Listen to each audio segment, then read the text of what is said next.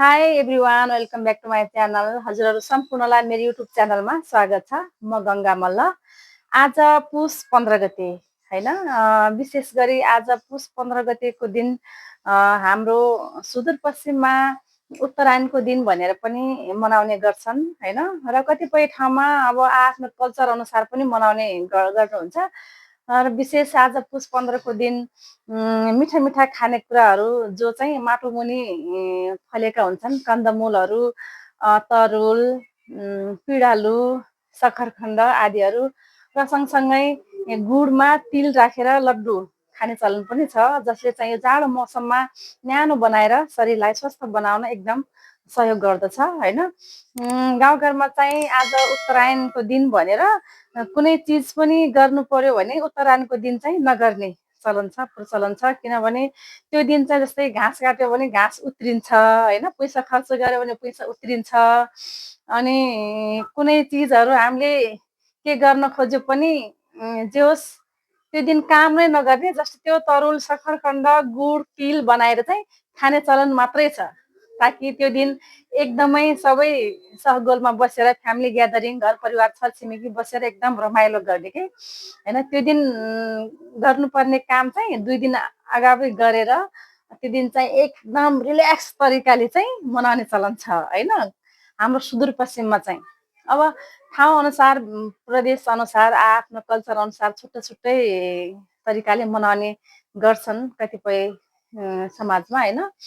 र आज पुस 15 को दिन चाहिँ हाम्रो सुदूरपश्चिममा देउडा नाच हैन, सबैजना मिलेर महिला पुरुष दिदी बहिनीहरू हैन, छरछिमेकी एकसाथ भएर चाहिँ देउडा खेल्ने प्रचलन रहेको छ। हामी अहिले काठमाडौँमा भए पनि सुदूरपश्चिमको हाम्रो जन्मथलो एकदम सम्झिरहेका हुन्छौँ हैन, जहाँ कि एकदम रमाइलो। त्यो दिन त घाँस दाउरा पनि नकाट्ने हैन, दाउरा काट्यो भने पनि उत्रिन्छ, उत्रेर जान्छ भन्ने चाहिँ चलन के है। अनि त्यो दिन मस्तले के आमा बुवा दाजुभाइ दिदी बहिनी मिठो मिठो खाने पकाउने।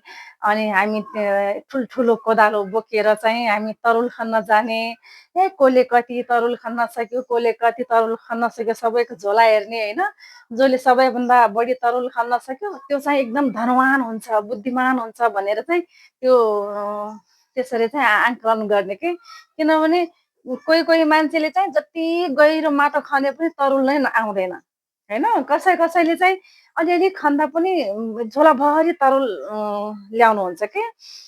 त्यसैले कसैको खुबी चाहिँ कसरी मापन गर्न सकिन्छ भने हाम्रो गाउँघरतिर जसलाई यो माछाहरू धेरै फाप्छ अनि खन्दाखेरि तरुल जसले धेरै खन्न सक्छ त्यो व्यक्तिले चाहिँ धेरै पैसा कमाउँछ भन्ने चाहिँ एउटा आशंका पनि रहेको छ कि हैन। त्यसैले त्यो विशेष दिनमा त यति विशेष रमाइलो हुन्छ हैन।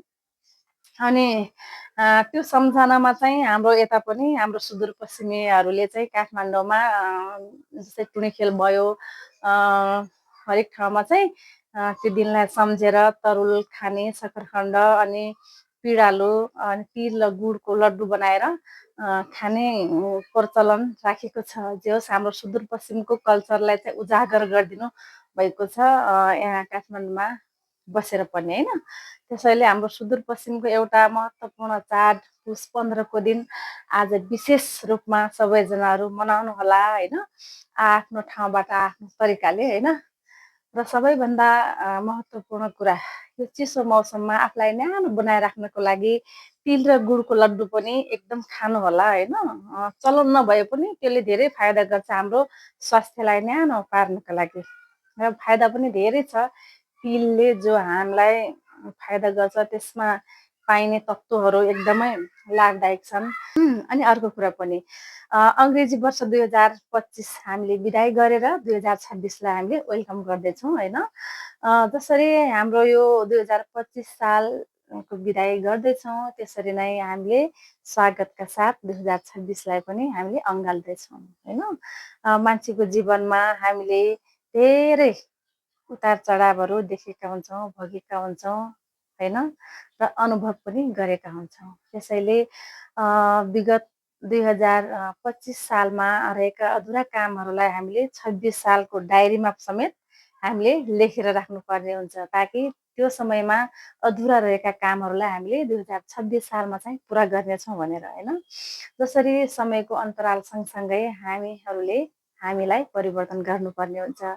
हामीमा रहेका नकारात्मक स्वभाव बानी होइन कमजोरीहरूलाई पनि हामीले मूल्याङ्कन गर्दै हामीहरूले आफूलाई त्यही तरिकाले डेभलप गर्दै अगाडि बढाउनुपर्छ, ताकि नकारात्मक व्यवहारलाई नकारात्मक स्वभावहरूलाई हटाएर सकारात्मक व्यवहार सकारात्मक स्वभावहरू चाहिँ बिल्ड गर्नुपर्ने हुन्छ।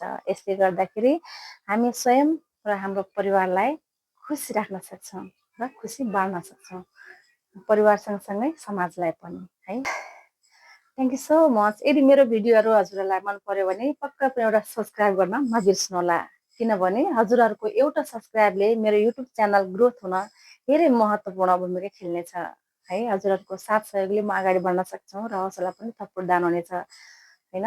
लाइक पनि गर्नुहोला, कमेन्ट पनि गर्नुहोला र अल बटनमा थिच्नुहोला, ताकि मेरो भिडियो हजुरहरूको मोबाइलसम्म आउनेछ।